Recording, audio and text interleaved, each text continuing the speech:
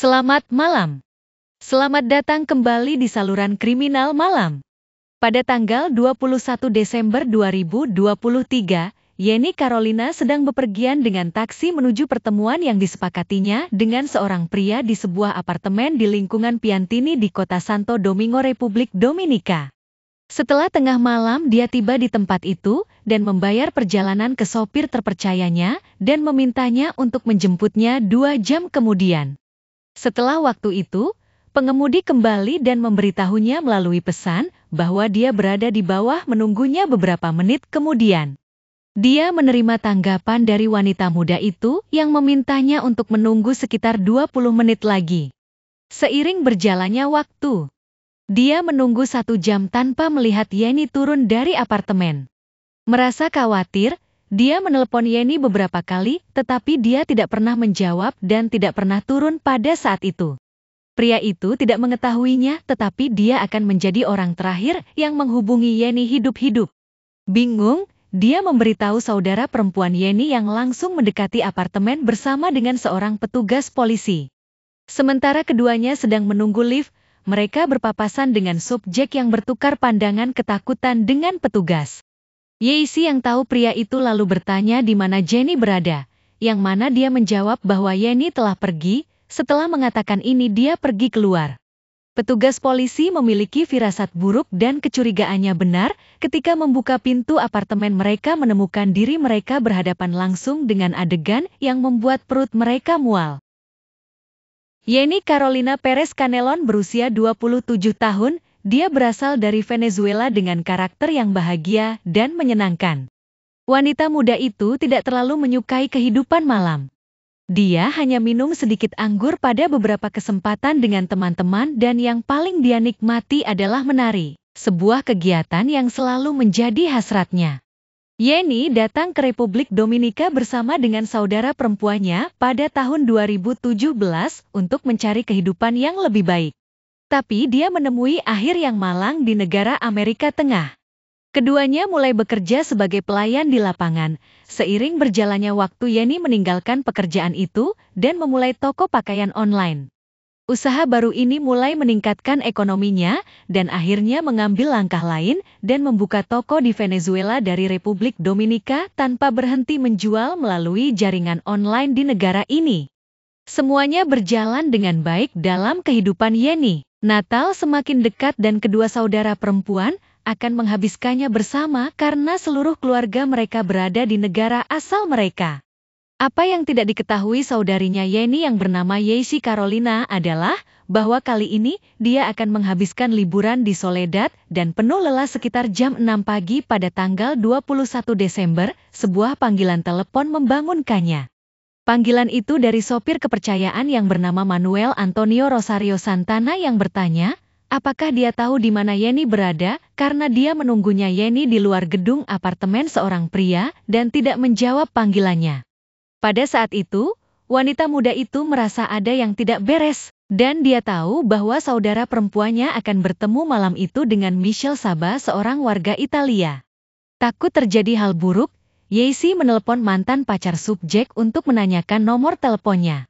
Meskipun mantan pacar Saba tidak mau memberikan nomor padanya, dia berjanji bahwa dia akan mencoba menghubungi pria itu. Wanita muda itu menunggu dengan gugup dan setelah beberapa menit, mantan pacar Saba memberitahunya bahwa Michelle Saba mengatakan bahwa Yeni tidak pernah tiba di apartemen tempat tinggalnya. Ini membuat wanita itu semakin khawatir. Seseorang di antara mereka pasti berbohong. Tanpa membuang waktu lagi dia menghubungi beberapa teman untuk menemaninya ke apartemen di mana sopir taksi telah menurunkan saudara perempuannya. Saat mereka tiba di lokasi, salah satu temannya menelepon petugas polisi bernama Raul Alexander Almanzar Galva untuk melihat ke lokasi. Saat petugas polisi tiba dan mereka pergi ke apartemen dengan saudara perempuan untuk memeriksa apakah Yeni ada di sana. Pada saat mereka hendak ke atas, mereka bertemu dengan Michelle Saba. Ketika ditanya tentang keberadaan wanita muda itu, dia menjawab bahwa Yeni telah meninggalkan apartemen. Ucapannya berbeda dengan apa yang dia katakan kepada mantan pacarnya. Petugas polisi memperhatikan perilaku pria itu gugup. Seperti orang yang mencurigakan dan menyembunyikan sesuatu. Jadi dia memutuskan untuk memberitahu atasannya tentang apa yang terjadi dan meminta bala bantuan. Di luar ada seorang pengendara sepeda motor yang menunggu Sabah. Setelah melihat ada kehadiran polisi, dia langsung meninggalkan tempat itu dengan cepat sehingga tersangka terpojok oleh polisi. Perilaku gugup itu memiliki alasan dan itu karena dia tahu bahwa di dalam apartemen mereka akan menemukan kejahatan keji seperti itu. Ketika polisi dan saudara perempuan dari wanita yang hilang mencapai lantai 11. Mereka berjalan menyusuri lorong panjang sementara wanita muda itu merasakan jantungnya berdegup kencang di dadanya. Dia merasa bahwa sesuatu yang sangat buruk sedang terjadi ketika mereka mendekat. Kegugupannya meningkat saat mereka mencapai pintu nomor 3. Petugas membuka kamar dengan paksa, melihat kamar sangat gelap, dia menyalakan lampu dan keduanya masuk. Pada saat itulah mereka mengamati jejak darah di lantai, dan dinding yang tampak seperti tanda-tanda kejahatan keji. Mereka tidak melanjutkan menyusuri tempat itu. Petugas tahu bahwa mereka dihadapkan dengan kasus yang lebih serius dari yang dia bayangkan. Setelah bala bantuan tiba, petugas polisi lain menemukan koper hitam di kamar tidur di sebelah tempat tidur dengan lebih banyak jejak darah. Petugas polisi mendekati koper itu, membayangkan apa yang bisa ada di dalam setelah bertahun-tahun pengalaman. Curigaannya benar, ketika saat membukanya dia menemukan tubuh wanita yang terputus. Tidak mampu menanggung ketidakpastian, Yeisi memasuki ruangan dan mendapati dirinya berhadapan langsung dengan jejak pembunuhan yang hanya bisa dilakukan oleh makhluk tidak manusiawi. Setelah dia mendekati lokasi dia berteriak dan menangis. Yeisi mengidentifikasi tubuh itu sebagai bagian dari tubuh saudara perempuannya Yeni Carolina. Setelah penemuan tragis di dalam koper, beberapa anggota kantor jaksa penuntut umum, Polisi Nasional dan Institut Ilmu Forensik Nasional gabungan yang menggerebek apartemen akhirnya menemukan lemari es di dapur. Di sana mereka menemukan kepala korban dan sebagian paha berada di dalam tas hitam. Di bagian lain apartemen, potongan kaki juga ditemukan. Para penyelidik terus mencari di tempat kejadian dan menemukan apa yang tampak sebagai senjata yang telah dilakukan untuk tindak kejahatan. Pistol model Glock 45, peredam suara, 3 pisau dengan ukuran berbeda dan 1 set borgol. Ada juga sekotak pil obat penenang yang kuat, ransel dengan tali panjang 6 meter, obat-obatan sintetis dan beberapa sandal wanita berwarna coklat milik korban. Tak satu pun dari mereka yang telah memasuki apartemen itu dapat percaya bahwa tindakan brutal seperti itu nyata. Mereka hanya memiliki satu orang dalam pikiran mereka yang bisa melakukannya, dan itu adalah Michael Saba.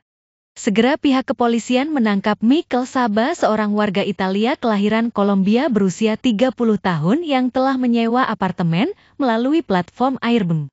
Saat diinterogasi pihak kepolisian, Saba mengaku bahwa dia menembaknya di jantung dengan pistol dan kemudian melanjutkan untuk memotong tubuh tak bernyawa wanita muda itu menurut informasi yang dikumpulkan pada hari peristiwa tragis.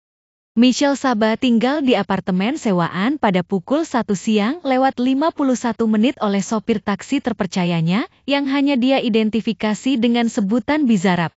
Dia keluar dari kendaraan dengan ransel, beberapa tas supermarket, hadiah lain, dan dibantu oleh pengemudi untuk membawa koper hitam ke apartemen. Saat pukul 12 pagi lewat 17 menit pada malam hari, Yeni Canelon tiba di apartemen itu diantar oleh sopir taksi yang diminta menjemputnya sekitar 2 jam kemudian.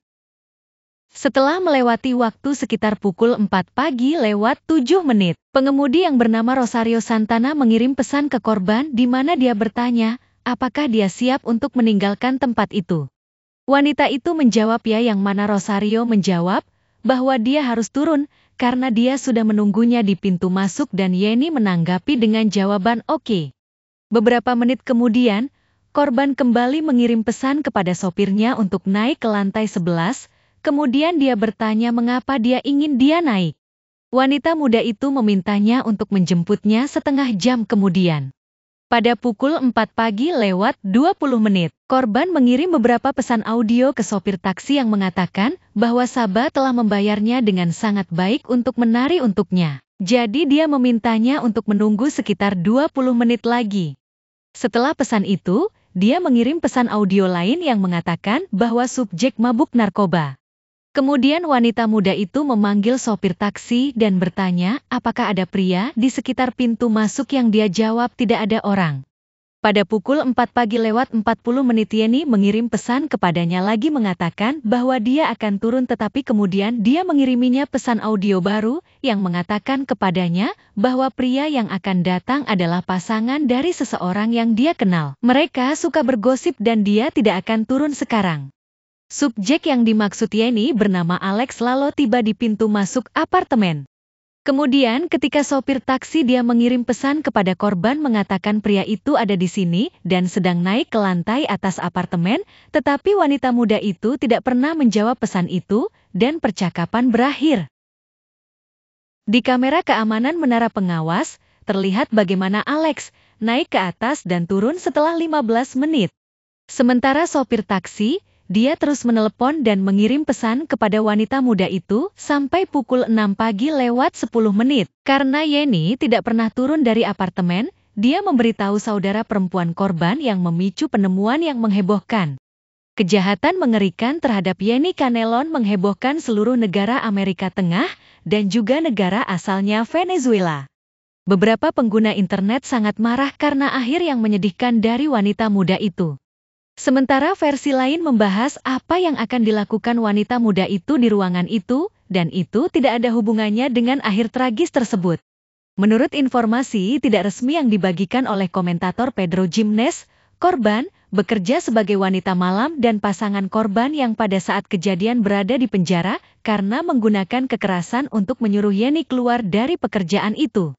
Menurut versi itu, pasangan Yeni telah berakhir di balik jeruji besi karena dia telah menemukannya dengan pria lain dan memukulnya.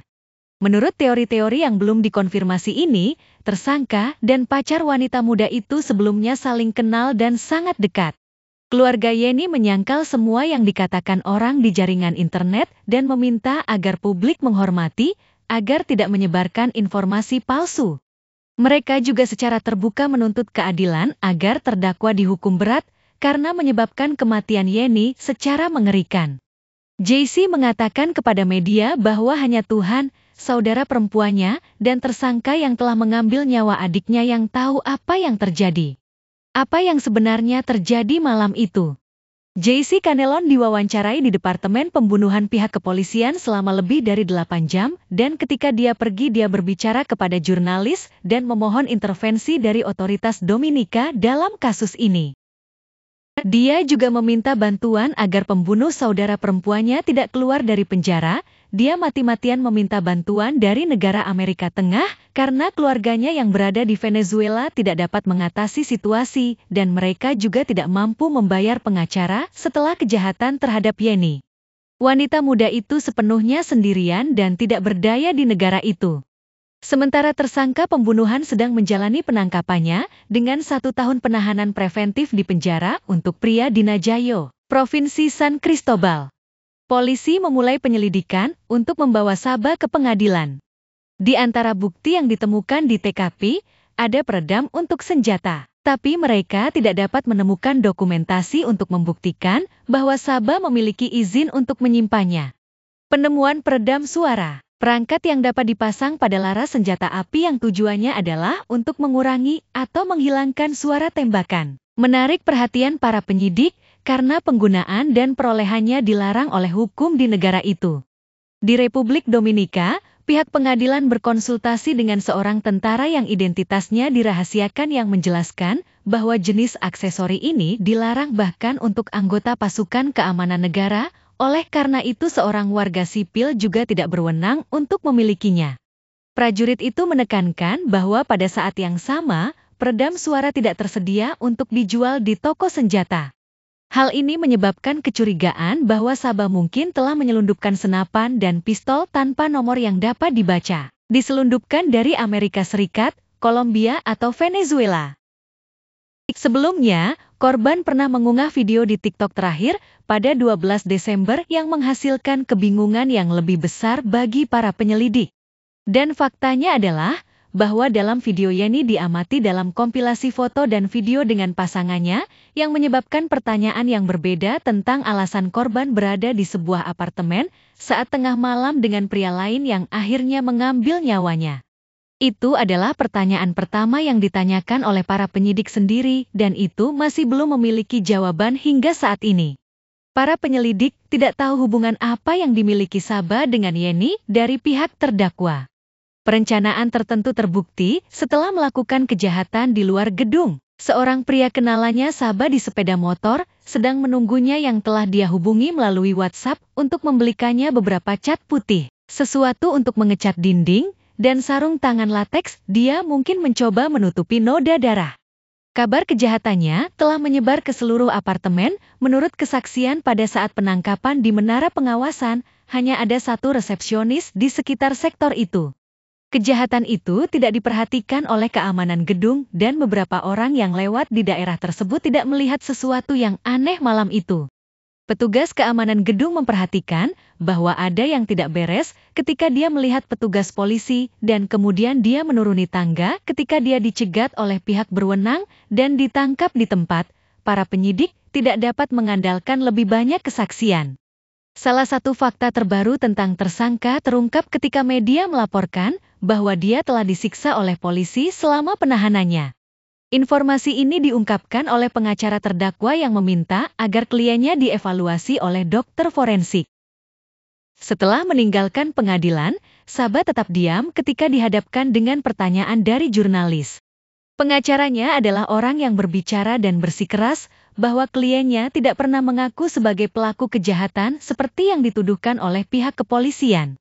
Dia mengatakan bahwa Sabah mengakui semua yang dia tahu tentang kejadian itu, tetapi tidak lebih, dan menyebutkan orang-orang yang menurutnya pernah berada di apartemen malam itu.